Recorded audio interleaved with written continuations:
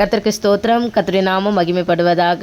முதலாம் சங்கீதம் 2-3 வசனத்தை நம்ம வாசிக்கும் பொழுது ஒவ்வொரு வசனத்தையும் கவனித்து கவனமாய் வாசிக்கும் பொழுது முதலாவது கர்த்தருடைய வேதத்தில் பிரியமாக இருக்கணும், இரவும் பகலும் தியானிக்கணும், தன் காலத்தில் தன் கனியை கொடுக்கணும். ஹல்லேலூயா. இலையுதிராதிருக்கிற மரத்தை போல நம்ம இருக்கணும். அப்போது நம்ம செய்வது எல்லாமே வாய்க்கும். ஆமென். கர்த்தருடைய ஜனங்களே, வேதத்தின் மீது பிரியம் இருக்கிறதா? இரவும் பகலும் வேதத்தின் மீது தியானம் இருக்கிறதா? தேவனுக்கு பிரியமான வாழ்க்கை இருக்கிறதா? ஆவிக்குரிய வளர்ச்சி இருக்கிறதா? ஹல்லேலூயா. இலையுதிராதிருக்கிற மரத்தை போல இருக்கிறீர்களா?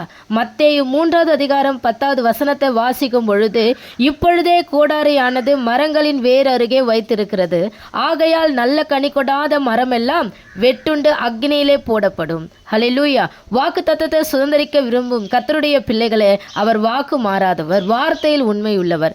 நல்ல மரம் கெட்ட கனிகளை கொடுக்காது. ஆமேன். அத்தி மரத்தில் கனியை தேடி வந்தவர் இயேசு கிறிஸ்து. ஆமேன். இது நீங்கள் கனி கொடுக்கிற காலம். இது பரிசுத்த ஆவியானவருடைய காலம். நீர்க்கால்களின் ஓரமாய் நடப்பட்டு இருக்கிறீர்களா? உங்களுக்கு நீர் பாய்ச்சப்படுகிறதா? ஆமேன். கர்த்தருக்கு ஸ்தோத்திரம். கர்த்தருடைய நாமம் மகிமைப்படுவதாக. கர்த்தர் உங்களை ஆசீர்வதிப்பாராக. ஆமேன்.